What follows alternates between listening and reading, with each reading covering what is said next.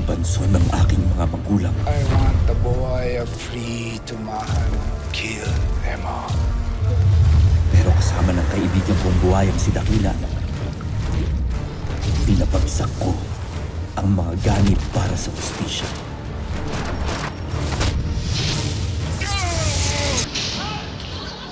Pero hindi dito natatapos ang kasamaan.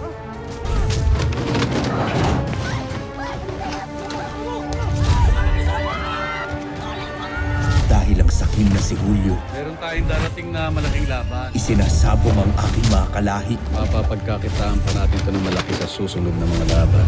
at muling naghahasik ng lagim ang mga mortal kong kaaway. Magsisimulan na mawala ang mga tuba. Gusto kong makita niyo kung paano mamamatay si Papa. Lalabanan ko lahat ng mga masasama. Dahil simula na ng bagong laban. Dakila!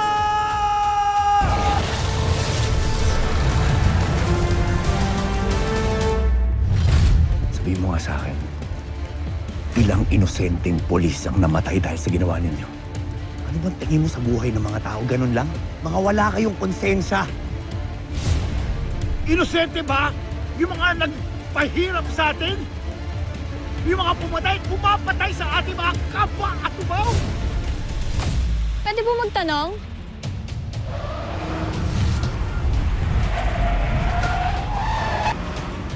Okay ka lang?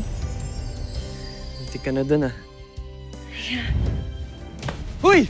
Balik mo yan! Oy, huwag na ako! Bumalik ka dito! Salamat sa pagbawi sa cellphone ko.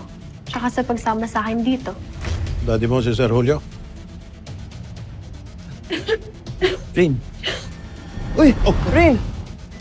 Doc, pusang lagay ni Rain. Looks like allergic siya sa sesame seeds na nakain niya. And who the hell is this? Sir, kapatid ko ho yan. Wala naman ho siya masamang intensyon sa anak niyo. Sa pangahoan tumulong. Nangyari ito dahil sa kapatid mo. Huwag kang magtatangkang magsumbong dahil hindi lang ito matitindig mo. Tignan natin hanggang saan ang tapang mo.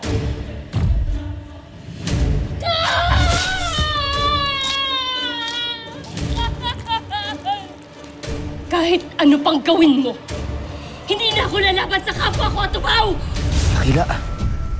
Dakila, bakit ngayon ka lang napakita sa akin? Kuya Lolong, may sakit ang punong buhaya. Iyong ipinangako na walang sino man dadampi.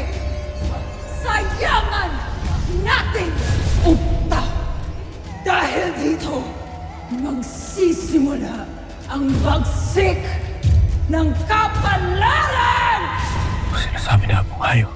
Tulungan mo kami at ipabalik ko sa iyo. Mamili ka. Ang prinsipyo mo o ang isla. Nakita ko kakayahan mo. Mahusay kang lumaban. May koneksyon ka kay Mayor Flavio sa mga pulis. Alam ko na kaya mong gawin ang ipagagawa ko sa'yo. Apo, pumili ka. Pumili ka. Piliin mo ang isla mo at ang mga kapwa at tubaw mo.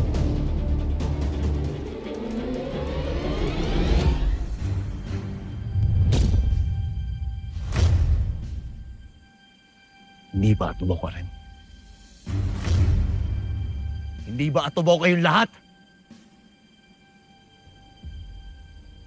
Hayaan niyong masira ang Isla Pangil? Hayaan mo masira ang lugar natin ng dahil sa pansarili mo kagustuhan! Pansarili? Pangsariling kagustuhan ko? Pansariling kagustuhan ang lahat ng mga atubaw na kasama ko na muntik ng malubog sa hukay! Apo! Hindi mo lang kasi naranasan ang naranasan namin noon! Kung nandun ka sa sitwasyon namin, gagawin mo rin! Wala kang alam. Hindi mo alam ang buhay ko kaya wala kang karapatan! At hindi mo rin alam ang pinaggalingan namin!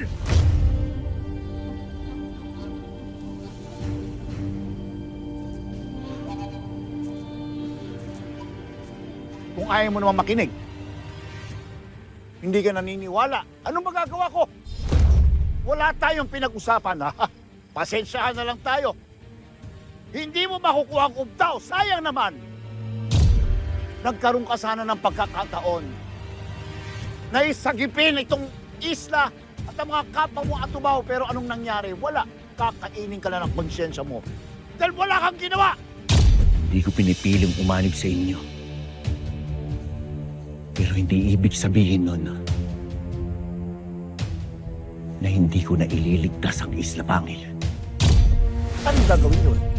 Sabihin mo nga sa akin, paano mo gagawin? Ha? Eh wala lang eh. Wala kang ubdaw. Paano mo gagawin yun? Ano ba nagsabi sa inyo na hindi ko kailangan ng ubdaw?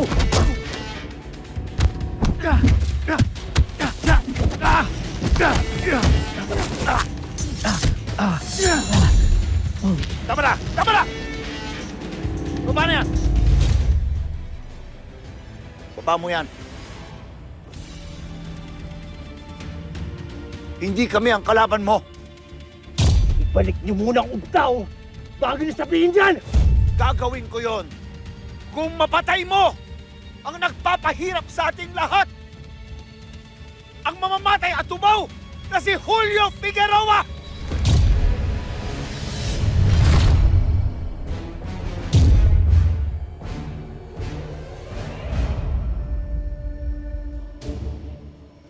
Ginagawa ko lang lahat ng ito dahil sa kanya. Sinasabi mo na pumapatay ng atubaw si Julio Figueroa. Marami kang hindi nalalaman.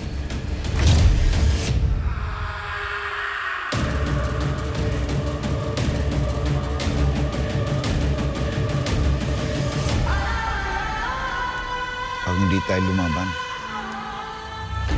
uubusin tayo ni na Julio. Tuso talaga yung Juliong yan.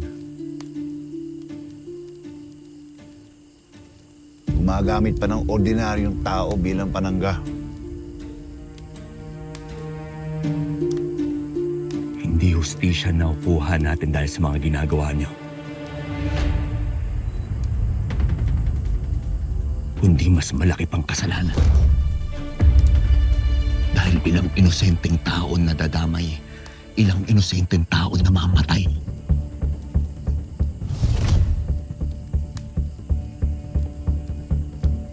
Kaya kahit na kailan,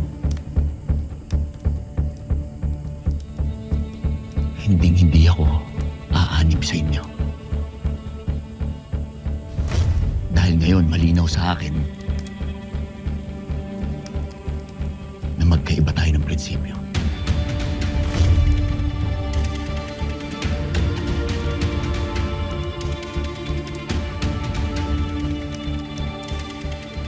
Pero kung totoo yung sinasabi mo tungkol kay Julio Figueroa,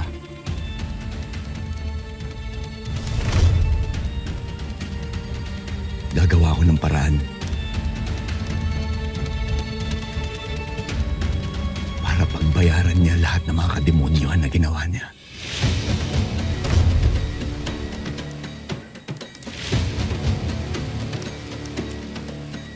Pero kakailanganin natin ng ebidensya.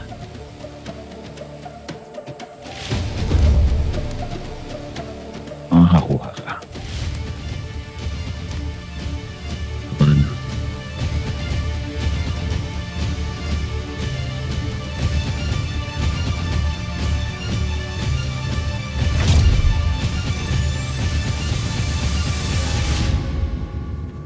Mabait talaga yung Sir Julio na yun, ano?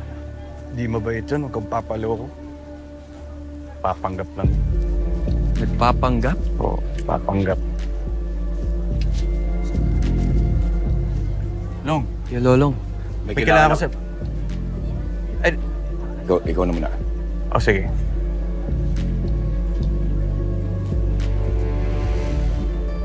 Long, kailangan mong malaman yung tunay na ugali ng sponsor niya nila Elsie sa Bayaning Guro, nung awarding. Pagka-demonyo pala ang Julio na yan. Hindi sana yung sasabihin ko sa'yo eh. Alam ko na lahat, Bok.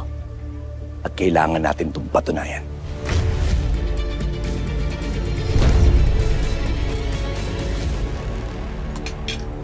Kanin ka na.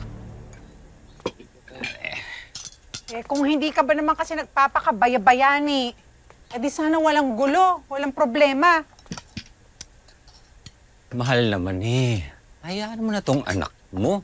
Masisisi mo ba yan? Eh, na love at first sign eh. Sign? First sight?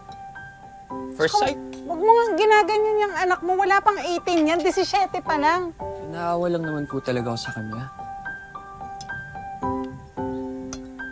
Nak, ganito ha. Ang sinasabi lang ng nanay, sa susunod, mag-iingat ka.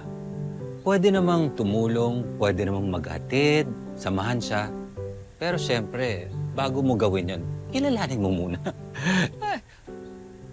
Mantakin mo, bilyonaryo pala ang tatay nun. Paano kapag napag-initan ka?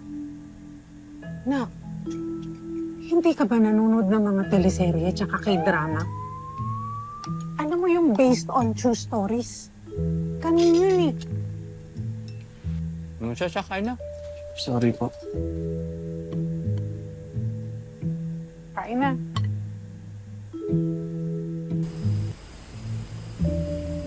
Hindi pa rin ako makapaniwala sa Julio na yan.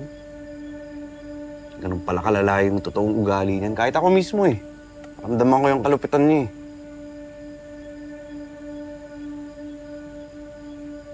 Sa totoo lang, Bok. Nung una hindi rin ako niniwala sinasabi ni Lolo Nando tungkol dun sa ginawa sa kanila ni Julio noon. Kaya pala na nagawang sumugod sa awarding. Hanggang sa'yo na nga. Kailangan silang huliin, pero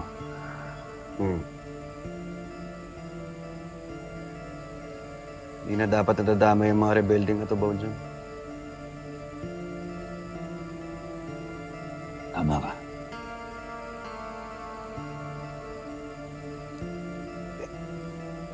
Ibig sabihin, lahat ng ginagawa ng Julio na yan, lahat yun. Yung proyekto niya para sa mga tao, para sa mga paaralan, para sa mga guro, yung mga pagtulong niya na yun, lahat yung peke, no? Pakitang tao lang, no? At hindi lang yun, Bok. At siya rin ang dahilan kung bakit may mga nawawala at namamatay na mga atubaw.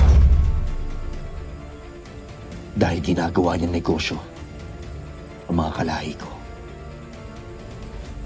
Pinagsasabong niya kapalit ng pera.